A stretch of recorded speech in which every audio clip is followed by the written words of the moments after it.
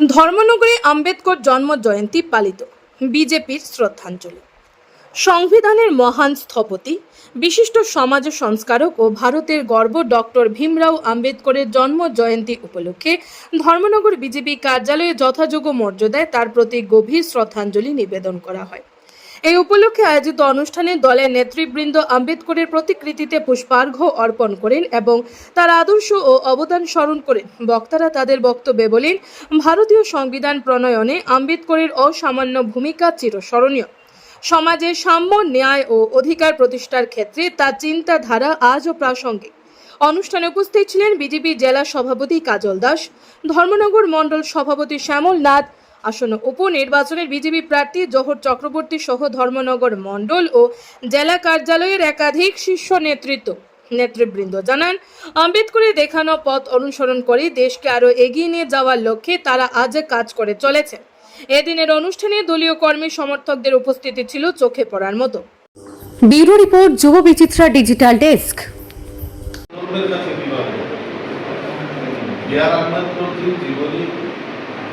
কর্মজীবন, শিক্ষা জীবন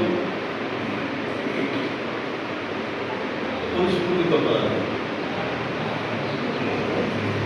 উনি যে একাধারে ভারতবর্ষের একজন বিশাল মনীষী ছিলেন, ভারতরত্ন ছিলেন। এই ভারতবর্ষের শুধু গরিব নয়, ওনার দৃঢ় সংকল্প, আদর্শ নিষ্ঠা, দেশাত্মবোধ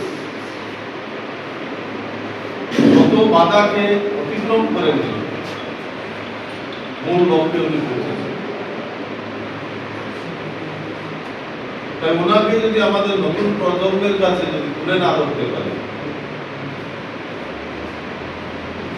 আমাদের ভারতবর্ষ সংস্কার আমাদের মিষ্টি কৃষ্টি সংস্কৃতি পুনরুদ্ধার হবে না। তাই আমাদের ভারতীয় জনতা পার্টি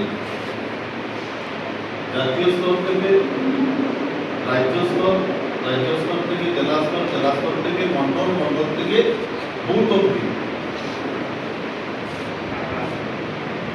ওনার আত্মজীবনী চর্চা করার মাধ্যমে এক সপ্তাহ ব্যাপী বিভিন্ন কর্মসূচি আমরা হাতে নিয়েছি। সেই উদ্দেশ্যে আমরা জেলা কার্যালয়, জেলার উদ্যোগে আজকে ওনার জন্মজয়ন্তী পালন করছি। আমরা ওনার জন্ম জয়ন্তী আমরা পালন করছি। কিন্তু আজকের দিনে বলতে হবে, বিগত দিনে বিশেষ করে ভারতীয় জনতা পার্টির সরকার আমাদের প্রদেশে এবং কেন্দ্রে প্রতিষ্ঠিত হওয়ার আগে কিন্তু এরকম কার্যক্রম আমরা লক্ষ্য করিনি, দেখতে পাইনি। এরকম কার্যক্রম করার মতো কোনো সুযোগও ছিল না। আপনারা দেখেছেন 1998 থেকে 2004 সাল যখন ভারতীয় জনতা পার্টির মনিটরিংয়ে এনডিএ সরকার ছিল, তখন থেকে আমাদের ভারতবর্ষের মনীষীদের আমরা স্মরণ করা, জন্মজয়ন্তী এগুলো পালন করার সুযোগ আমরা পেয়েছি।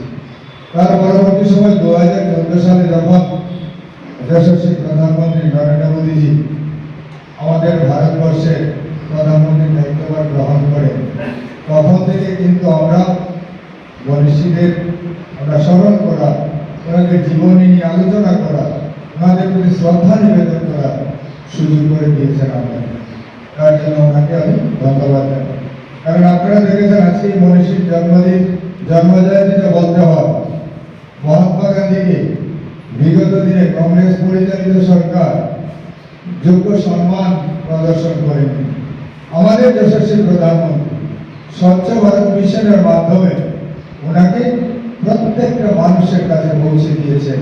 আজকে উনি পূজিত হচ্ছেন ভারতবর্ষের প্রতিটা মানুষের হৃদয়ে।